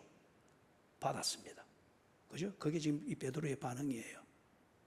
여러분이 그런 교인이 되면 안 됩니다. 그죠? 설교에 대해서 여러분의 의견과 반응을 설교자와 건강하게 나누십시오. 그런 대화도 필요합니다. 그래야 목사가 자랍니다. 건강한 대화와 건강한 그런 것을 할 수 있는 교인들이 좋은 목사를 키워냅니다. 좋은 목사는 성도에 의하여서 자라나게 되는 이런 요소가 굉장히 많습니다. 지금 베드로가 예수님을 이렇게 받아버렸습니다. 내 진심을 어떻게 봅니까, 예수님? 내 헌신을 이렇게 매도할 수 있습니까? 그러니까 예수님이 뭐라 하십니까? 36절에 네가 나를 위하여 네 목숨을 버리겠느냐? 이거는 예수님이 베드로에게 좀 심하게 표현하는 비아냥거리는 말씀입니다. 예? 베드로야, 네 큰 소리 치지 마라. 네 습관과 기분대로, 네 천성대로 예수 믿는다고 큰 소리 치지 마. 그게 믿는 게 아니다. 그러면서 내가 진실로 네게 이르노니 닭 울기 전에 네가 3번 나를 부인하리라. 이게 뭐냐면은 예수님이 베드로의 이 진심을 모르는 게 아니에요. 그러나 베드로는 진심은 갸륵하되 진심대로 살아낼 수 있는 성숙이 안 된 사람입니다. 예수님에 대한 진심은 있고 예수님이 내 안에 있기를 원하고 내가 예수 안에 있기를 원하는, 그게 구체적으로 어떻게 하는 건지 뭔지는 구체적으로 모르나 그렇게 되기를 원해요. 주를 가까이, 더 가까이, 그 다음에는 더 가까이, 주를 사랑, 더욱 사랑, 더욱 사랑. 베드로의 진심이에요. 그러나 그걸 어떻게 하는지, 그렇게 될 때 그게 무엇인지는 몰라요. 그렇기 때문에 지금 베드로에게 지금 필요한, 예수님이 그걸 베드로의 그 진심을 모르는 게 아니에요. 그 진심이 있기 때문에 베드로야, 네가 그 진심대로 살아낼 수 있도록 이제는 네가 뭔가 성숙이 돼야 된다. 말도 그렇고 행동도 그렇고 가치관도 그렇고 시간 관리도 그렇고 사람을 대할 때 표정도 그렇고 말하는 게, 너는 네 진심으로 말하지만 네 말씨 때문에 그게 매도가 된다면 뭔가 그것을 진심이 오도되지 않고 잘 전달되도록 그걸 고치는, 그 옛날 고대 그리스의 한 그 뭡니까 철학자는 이 말을 하는 게 지가 말 더듬이 때문에 언제나 지의 그 논설이 오해를 받고 무시를 당하니까 입에 괴가를 올리고 혀를 길들였다잖아요. 또박또박 발음을 하도록 혀를 길러 피가 나도록. 그리고 그 탁월한 웅변가가 됐어요. 고대 그리스의 철학사에 나오는 거예요. 그것처럼 베드로야, 네가 정말 진심이 그렇느냐? 그러면 진심처럼 살아낼 수 있는 성숙이 돼야지. 그런데 너는 그런 성숙이 되는 훈련의 그 삶이 내게는 전혀 없다. 진심이 있다는 것만 믿고 네가 자꾸 큰 소리만 뻥뻥 치되 결과물은 아무것도 없지 않느냐? 지금 네가 해야 될 일은 새 계명을 지키기 위하여서 그 새 계명을 일상의 삶에서 지켜내는 그것 하나하나를 네가 살아내는 이 훈련이 스스로 되면서 성숙이 돼야 된다. 그리하면 네가 나중에는 내가 가는 곳에 네가 올 수 있을 것이니라. 그걸 말하는 거예요. 그래서 진심은 있으되 그런 아무런 성숙이 안 되노니까 뭐라 합니까? 네 진심은 네 스스로에 의해서 매도될 것이다. 닭 울기 전에 네가 3번 나를 부인할 것이다. 참 교회 안에 좋은 교인들이 많아요. 우리 교회뿐만 아니라 저는 있을 때 우리 교인들이 얼마나 좋았는지 모릅니다. 너무 좋았기 때문에 내가 좀 한 3년 일찍 은퇴를 했습니다. 그 좋은 상태에서 더 있으면은 내가 그들에게 하나님의 영광을 가르치기보다는 서로 그 좋은 교제 속에 파묻힐 것 같아서 3년 빨리 은퇴했어요. 그리고 은퇴할 때에 우리 배 목사님을 청빙할 때 이력서 받은 것들 뭐 다른 거 조건 따지지 아니했고 딱 2가지 그걸 보고 확정하여서 교인들한테 추천했고 교인들이 저를 신뢰하는 그 근거에서 이것저것 따지지 않고 그대로 받았습니다. 하나는 변호사님이 21살 된 것 같은데 목숨을 걸어야 될 일이 있어요. 그럴 때 기도 받지 않고는 자기는 수술실에 들어가지 않는다. 내가 도착할 때까지 무릎 꿇고 기다리더라고요. 그게 언제나 내가 배 목사를 생각할 때 그를 생각하게 하는 중요한 사건이었습니다. 이 사람은 목숨이 경급중에 달려도 하나님을 찾을 사람이다. 그리고 후임자를 찾는 그때에 배 목사를 그한테 전화를 할 때에 이런저런 우리 교회가 어렵고 이럴 수 있는데 내가 이런 문제들을 좀 해결을 해주고 가는 게 좋겠소? 아니면 오면 바로 오는 게 좋겠소? 그러니까 그분의 대답은 목자의 몸에 옷에서는 양의 냄새가 나야 되지 않겠습니까? 어렵든 쉽든 제가 부닥이면서 양과 함께 뒹굴겠습니다. 그것으로 끝. 그리고 청빙.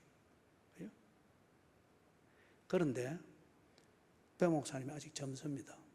내가 이 설교 중에 배 목사님 이야기 나올 수 있다는 걸 어제 배 목사님과 대화하면서 내가 이야기했습니다. 그래서 유튜브 우리 설교를 보라 그랬습니다. 그죠? 배 목사님이 아직 젊습니다. 그리고 부목사로만 쭉 지내왔고 이제 담임으로 바로 온 거예요. 그래서 젊기 때문에 인생의 경륜을 가지고서 나이 든 교인들을 파악하고 대화하고 문화를 만들어 가는 데는 배워야 됩니다. 첫걸음부터 배워야 됩니다. 나이 든 교인들로부터 인생에 대해서는 듣고 배우면서 배워가야 됩니다. 그게 안 되면은 복음을 전달하는 이게 감정 때문에 가로막힐 수가 있는 거예요. 그 때문에 이는 목사가 해야 될 일입니다. 바울이 젊은 디모데에게 가르쳤듯이. 그리고 부목사로만 쭉 마지막 10년을 지냈기 때문에 담임 목사로서 전체를 보며 교인들의 그 심정을 만지는 이게 부목사가 하는 것과 담임 목사가 하는 것은 다릅니다. 감각 자체가 달라요. 이것을 배워야 됩니다. 이런 문제에 대해서는 아까 앞에서 잠깐 이야기했다시피 여러분들이 그런 면에 있어서 공평하고 좋은 교인들이 되어야 됩니다. 그래서 경륜에 대하여서는 여러분들이 목사가 예의가 없고 무례하고 이럴 때는 여러분들이 경륜으로 꾸짖을 수 있어야 됩니다. 그게 무례함으로 꾸짖는 것이 아니라 인생을 배운 어른으로서 인생을 배워야 될 젊은이에게 바르게 그러나 친절과 예의를 가지고 가르쳐야 됩니다. 한편 담임 목사의 시각을 가지고서 교회에 그동안에 가치 있는 것을 전승시켜야 될 것을 보는 것과 새로운 것을 받아들여야 되는 것들, 이런 것들을 잘 조화를 이루고 보고 그 다음에 교인들에 대해서 그런 것에 대해서 낯선 것 때문에 저항이 일어나거나 반감이 생기거나 이런 게 없도록 여러분들이 여러분의 의견을 친절과 이성적인 그런 태도로 언제나 대화를 시도하고 그리고 알아야 될 것이 있으면 친절과 공평함으로 질문을 하고 그리고 그런 절차들이 지켜지지 아니하면 친절과 공평함으로 이런 면에서는 이렇게 해주면 모두가 더 화평 가운데서 더 깊이 생각하며 좋게 받아들일 수 있겠습니다. 좋은 교제입니다. 이런 게 건강한 교제예요.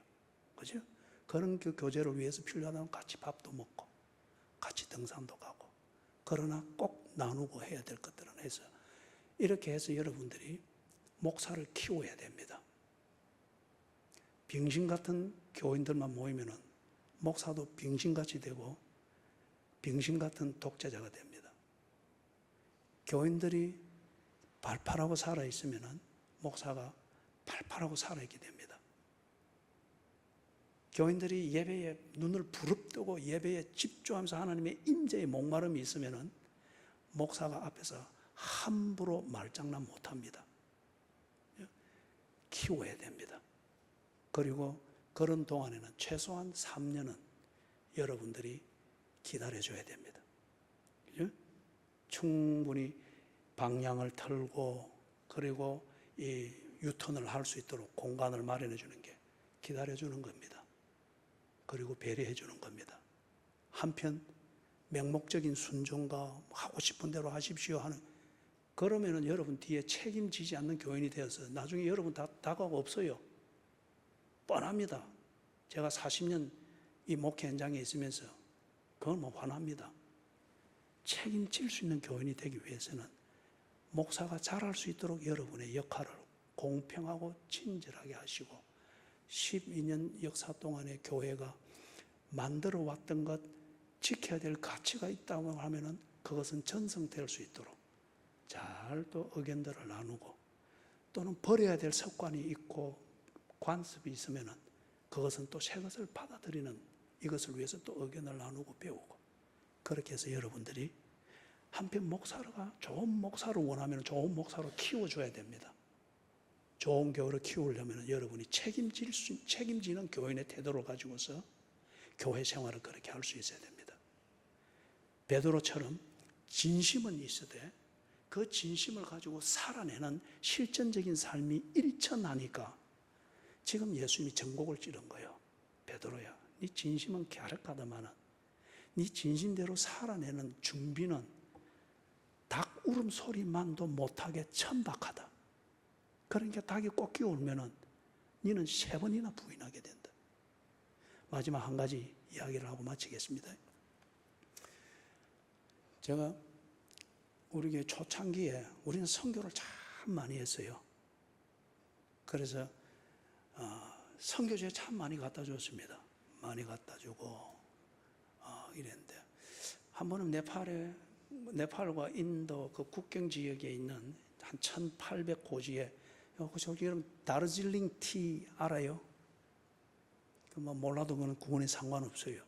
그 유명한 티입니다. 그 티밭이 쫙 뭐 부탄, 네팔, 인도 3개국이 걸쳐지는 국경 지역에 1800 그 산에 쫙 티필드가 쫙 있습니다. 보령 티밭은 아무것도 아니에요. 쫙 펼쳐지는데 거기에 신학교가 있습니다. 100년 된 신학교. 거기서 이제 제가 3일 동안 강의를 부탁을 받고 그때 갔어요. 그러면서 그 이제 숙소 그 밑에 조그마한 집에 자고 이제 강의 시간 맞춰서 아침에 올라가는데 하수도를 이 따라서 이제 쭉 올라가는데 딱, 딱, 샥, 딱, 샥, 딱, 샥 이 소리가 계속 나오는 리듬처럼. 그러면서 간간히 닭 꼭꼭꼭꼭꼭 하는 이 소리가 이래 나오고, 그죠? 그래서 가다가 신학교로 이렇게 가다가 그 소리 나는 쪽으로 이렇게 가봤어요. 쭉 가다 보니까 허름한 그 집에 그 다 사는 게 그러니까 하는 원목, 원통 잘라는 거 이걸 탁 놓고 그걸 도마처럼 쓰는 거예요. 그리고 철사로 얽어맨 닭장 있죠.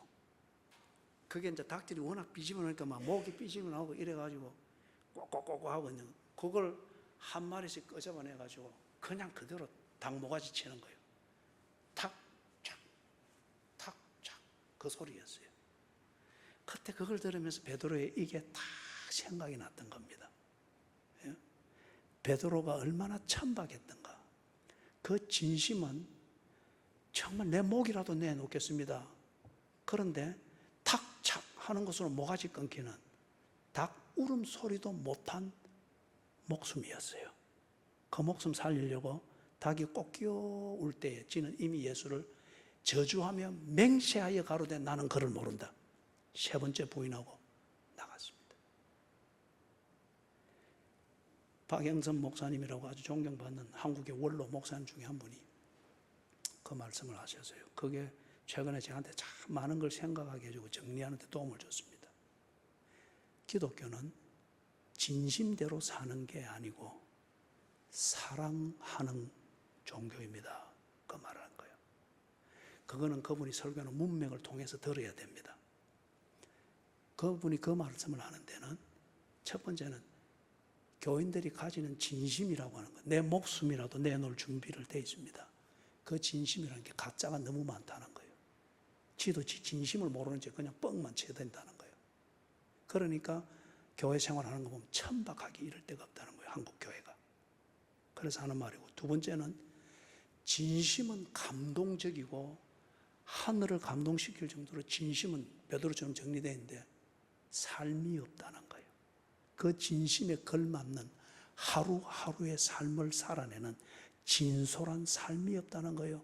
어느 날은 하인이 해야 될 일을 감당해야 그 진심대로 사는 것이고, 어느 날은 진짜 왕처럼 싸워내는 진두지휘를 해내야 지 진심대로 살아내는 것인데, 교인들이 진심은 가락하나 신앙 고백은 갸륵하고 거룩하나 누구도 하인되는 위치가 되는 이것이 있으면 다 피하더라는 거예요.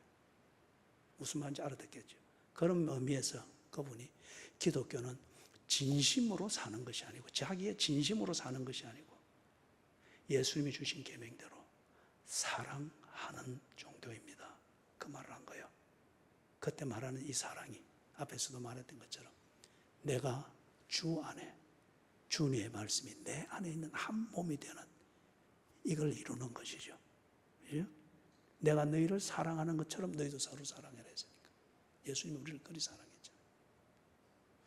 자, 우리 찬송하고 마치십시다.